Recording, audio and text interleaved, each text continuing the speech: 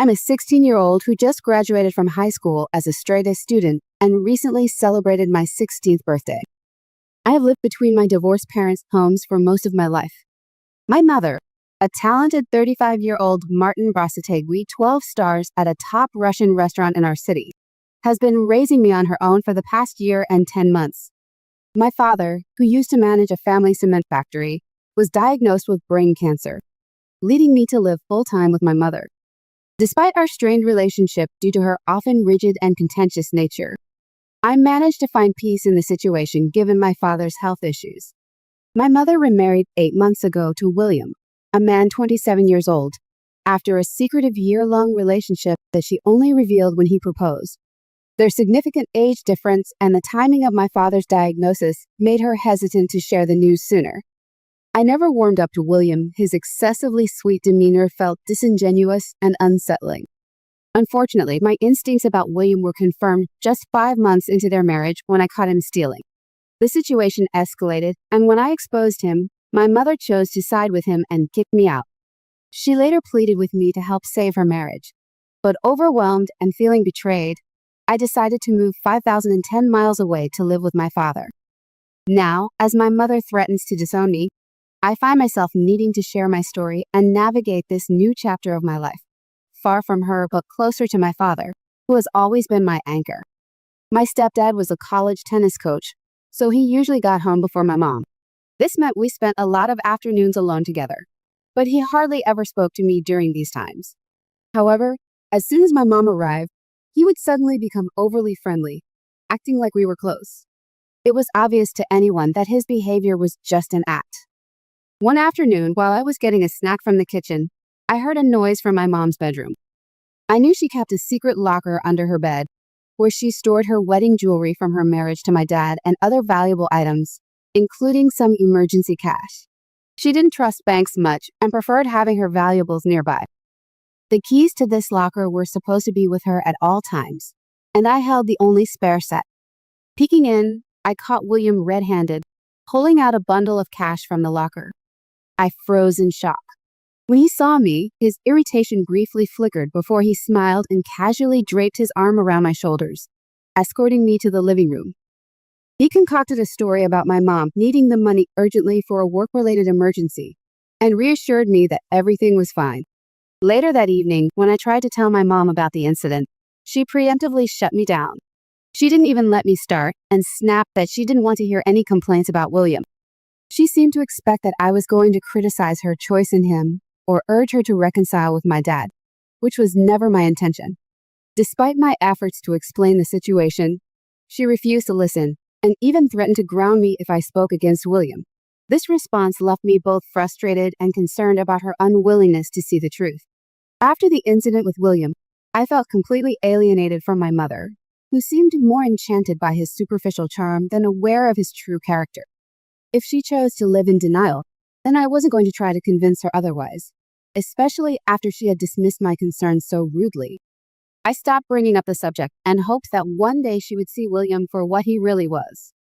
However, she never did, and over time, our relationship grew increasingly strained.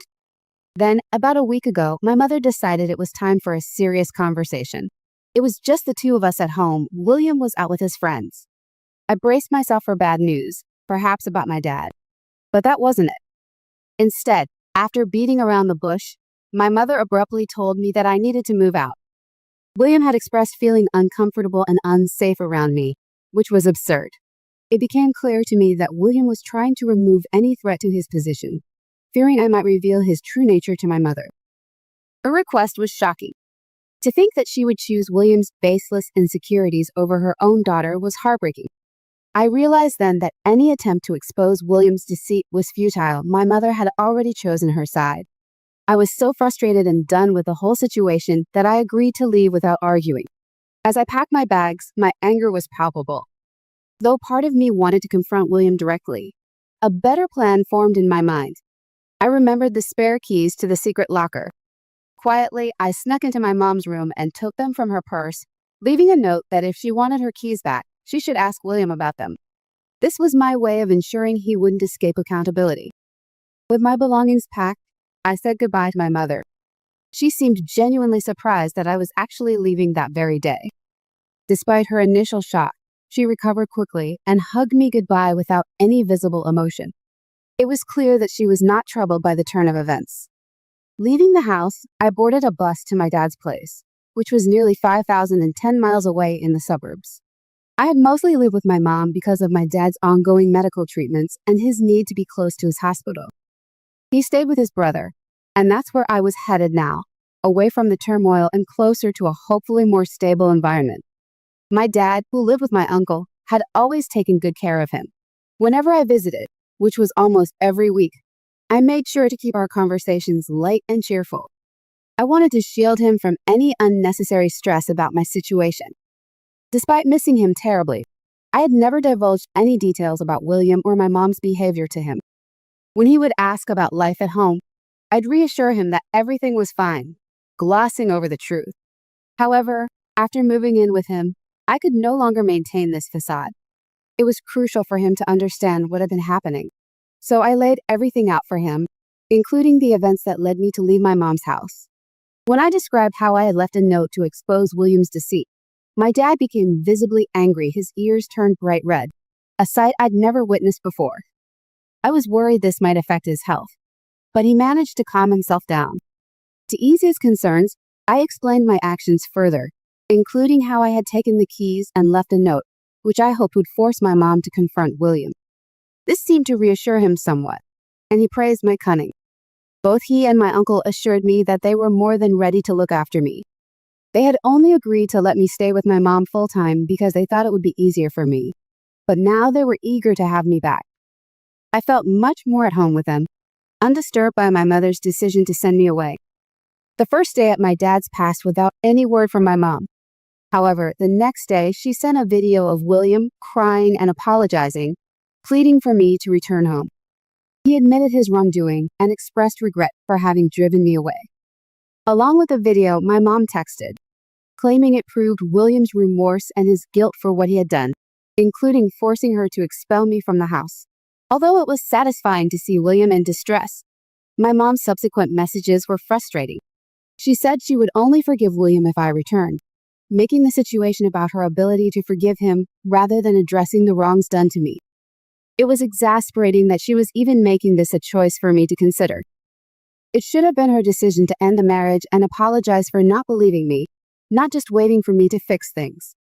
The choices she offered, returning to a home where I felt invisible or treated like a burden, were unacceptable.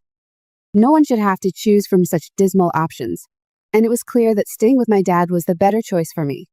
Considering the depth of the situation with my mom and William, it was becoming increasingly clear that she was, in some ways, worse than him. Despite being my mother, she had chosen to prioritize another man over me, which felt like a betrayal beyond repair. It wasn't just William who owed me an apology, my mom had a lot to answer for as well. Instead of showing remorse, it seemed like she was turning the entire ordeal into a twisted game, expecting me to dictate the future of her marriage. After I told her I wouldn't return home, she sent me another video, this time of a somber yet still visibly upset William. He tried to explain that he loved my mom and was pleading for one last chance to prove himself. His voice was shaky, on the brink of tears, almost as if he was about to beg on his knees. Despite his emotional display, I remained unconvinced and affirmed that my decision was final. My mother's response to this was to accuse me of being overly harsh. Here were two adults, supposedly putting their happiness and marriage on the line to win back my approval. But their actions felt manipulative rather than genuine, and I felt no obligation to mend the distance growing between us. Choosing to ignore her subsequent messages, I distanced myself further. Over the next 3 days, she bombarded me with texts and video messages, both she and William apologizing repeatedly. She even went as far as to threaten divorce to prove her seriousness, sharing texts showing she had contacted a lawyer. William's latest video showed him appealing to my sympathy, claiming he couldn't bear to lose someone like my mom. Despite knowing my stance might be affecting their marriage, the entire scenario struck me as profoundly unhealthy. My mother was not only manipulating William, but also placing me in an incredibly unfair position. She was essentially making me the scapegoat for any potential end to her marriage, framing it as if their happiness hinged on my acceptance. But it wasn't my place to decide the fate of their relationship. It was manipulative and wrong to make me feel responsible for their marital problems. Both of them were adults, and it was bizarre how William allowed himself to be diminished in this way, possibly influenced by my mother's wealth. This whole ordeal was dehumanizing, and it felt wrong to even engage with it further. I couldn't bring myself to dignify their actions with a response, knowing deep down that I should not be the one to make decisions about their marriage. It wasn't just a matter of choosing not to be involved, it was about recognizing the toxicity of the situation and refusing to perpetuate it. William is caught in a cycle, just letting my mom control the situation daily. I've kept this from my dad to spare him the stress. I know if he found out, he'd step in, leading to a dramatic confrontation that could be too much for him right now. It's a tough spot to be in, feeling guilty for not wanting to force my mom into deciding whether to leave her dishonest husband. After reflecting and reading everyone's comments on my previous post, I realized maybe I should share my burdens with my dad. I've always tried to handle things on my own, partly because I don't want to bother him, especially now that he's dealing with cancer. It's made me reluctant to add to his worries, but the consensus was clear. I shouldn't go through this alone. Taking that advice, I finally told my dad everything about my mom and her manipulative behavior. He immediately called her out on it. She tried to dismiss him, saying it was none of his business, but he wasn't having it. He even threatened to seek full custody, making it clear that her actions were unacceptable. She protested, but it was obvious her concern was more about appearances than genuine care for me. If she truly cared, she would have been a better mother from the start. After hanging up, my dad reassured me that I should never hesitate to come to him with any problem, echoing what many commenters had said. He stressed that being my father, my well-being was his priority, and his illness wouldn't change that. It was a profound moment for me, realizing despite his illness, he was still the strong protector I remembered. Breaking down in tears, I was overwhelmed by a sense of safety and love I hadn't felt in a long time. My dad's words reminded me that no sickness would ever stop him from being there for me.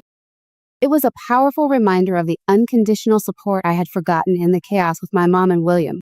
I'm incredibly grateful for his steadfast presence, reminding me that no matter what, I'm loved and protected. My dad has officially filed for full custody, and my mom won't have any visitation rights. It doesn't make a huge difference since I'm nearly an adult, but my dad emphasized that he no longer trusts my mom due to the influence William has had on her. Recently, my mom sent me a message accusing me of disappointing her by involving my dad, especially knowing his health condition. She called me selfish and manipulative and claimed she was glad she hadn't left William based on my accusations. She said my efforts to drive a wedge between them had failed, and that they were stronger than ever. She even said she was content to give up custody, claiming I didn't deserve to be her daughter. Her words were harsh, but I'm past letting them hurt me. Her defensive reaction only shows that she knows she's failed in her role as a mother. My maternal grandparents have even threatened to disown her, but she's indifferent, so consumed by her relationship with William. It's shocking, really. I've always known we had our differences, but her current behavior is beyond rational understanding. Even my grandparents' attempts to reason with her have failed. Fortunately, my dad has allowed them to remain in contact with me, recognizing that they've done nothing wrong. Reflecting on everything, I wish my mom could have learned from her parents how to maintain a healthy relationship post-divorce. They managed to raise her well despite their own separation. Now in her 35s, my mom's choices are her own, and she can no longer blame her parents for her actions. Unfortunately, she's failed not just as a wife and mother, but also as a daughter. Today was a mix of emotions. My mom formally terminated her parental rights over me, making me legally free from her. I was there with my dad for the signing, and seeing her again, likely for the last time in a while, was surreal. She didn't even acknowledge me, which was painful yet somehow a relief. I'm sad, but also relieved it's complicated. William wasn't there, unsurprisingly. He's irrelevant to me now. Afterward, to lift my spirits, my dad and uncle took me out for dinner, which helped cheer me up. We also received some hopeful news. My dad's health is improving, and it looks like he might beat his cancer. I cherish every moment with him and hope for more good times ahead. I'm relying on those good vibes and prayers from everyone.